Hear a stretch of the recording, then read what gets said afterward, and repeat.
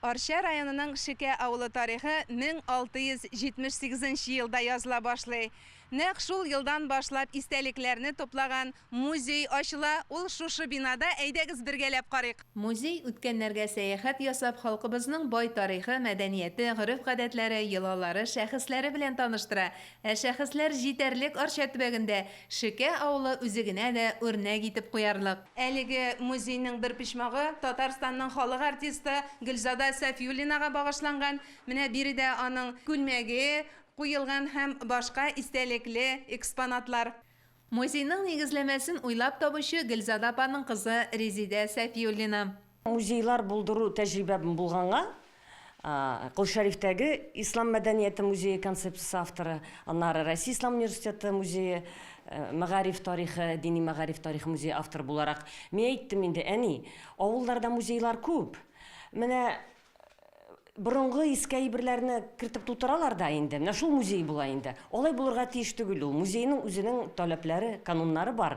Әйдә без аны шулай фәнни итеп, дөрес итеп ясыйк, концепциясын төзеп. Шуңа күрә безнең бу эш бик озакка сузылды. Без бик күп уйладык, фикерләштек. Бөтен авыл халкын күтәрдек диярлек, фотолар җыйдык, мәгълүмат җыйдык. Архивларда утырдык, Шике тарихын өйрәнеп, документлар тупладык.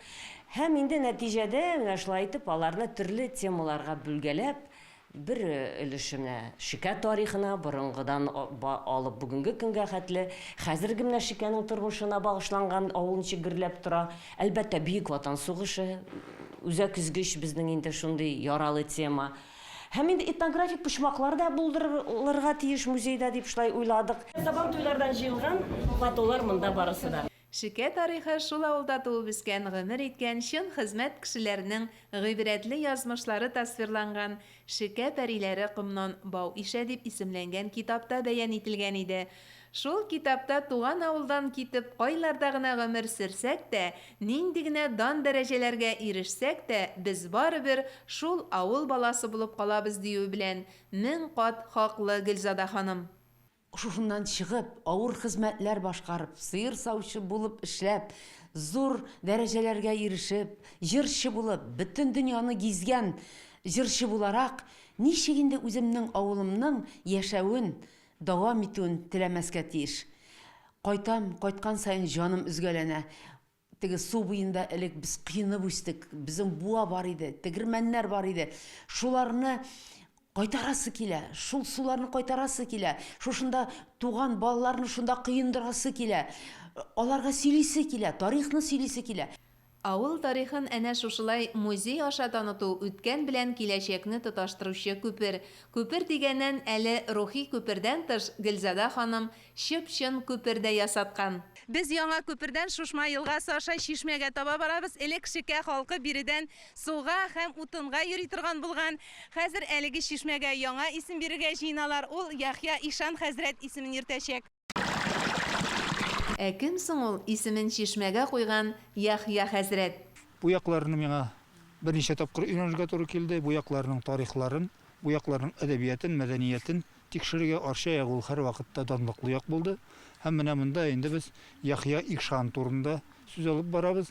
Минем үземнең фамилиям Яхин булганга түгел, ә менә аның чынлап та Яхья Суфиның 1838 елда вафат булган. Монда инде тарихи хезмәтләрдә язылган 65 яшь яшәгән дип. Әмма ул монда кабер ташына язылган 85 яшь яшәгән дип. Дога кылучылар Яхья хәзрәт гомумән Шике авылының дини тормышы белән бәйле истәлекләрне яңартты. Яхья хәзрәт инде тарихта билгеле хәзрәт, Тафатулла хәзрәт тә, Вали хәзрәтләр дә алар динне агарту өстендә мәдрәсәләр ачып, балаларга дини белем бирүдә бик күп эшләгәннәр. Шике авылының мөхтәрәм абыстайы Фәния Хәлиуллина да данлыклы шәхесне догадан калдырмавына 1000 шөкер итә. Яхья хәзрәт шушында яшәгән. Менә шушы безнең йорт урынынданың нигезе булган. Шуңа безнең йортыбыз бик бәрәкәтле. Без бик бәхетле яшибез. Әлхәмдүлилләх. Яхья хәзрәт имамлык иткән мәчет әле дә сафта, әлбәттә ул үзгәргән. Яхья хәзрәт эшен хәзер Фәния абыстайның улы дәвам итә. Дугаларыбыз вакытында, мәҗлесләрдә дуга кылган вакытта, аны да гел искә алабыз, алдан киткән имамнарыбызны искә алабыз. Шушы бу үзе бер тәрбия чарасы булып тора. Һәм инде әлбәттә, шушы Яхья хәзрәтнең алда килгән имамнарның эшләрен дәвам иттереп, дәгъват эшләрен алып барабыз. Аллаһка шөкер, бүгенге көндә мәчетебездә җомга намазларында бигрәк тә инде авылыбыз 90 лап йорт булса, шунда шушылардан 25-30 кеше безнең җомга намазына йөри. لا إله إلا الله. Халык риваятләрендә әле дә Яхья хәзрәтнең пәриләр белән идарә итү сәләте хакында сөйләнә. Аның пәриләре бер карусыз хәзрәтнең бар гызырын үтәгәннәр имеш. Бу хакта мәктәп укучылары театральләштерелгән тамаша аша аңлатты. Карчыгым, хәлләрең ничек? Кура җиләге белән чәчкәч, башның авыртуы басылды. Дөрестлеген исбатлый алмыйбыз, әмма Шикә авылы кешеләрен халык арасында Шикә пәриләре дип йөртүләре хак.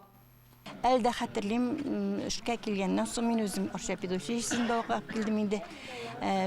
Сафиуллин Исмәгыйль абый иде, 1 елдан соң баргач, сеңлем Шикә пәрие булдыңмы инде диде. Ие, мин әйтәм, Шикә пәрие булдым дим.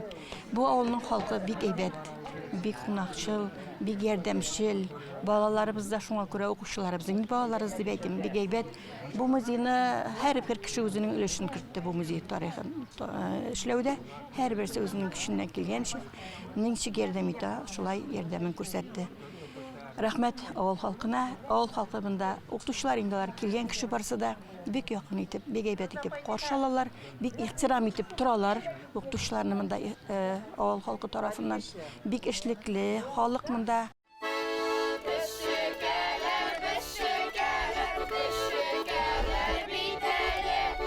Соңгы елларда халкыбызның борынгы заманнарга барып тоташкан бай тарихын, күп гасырлар дәвамында чарланып килгән туган телен, үзенчәлекле сәнгатен һәм мәдәниятен өйрәнүгә игътибар артты.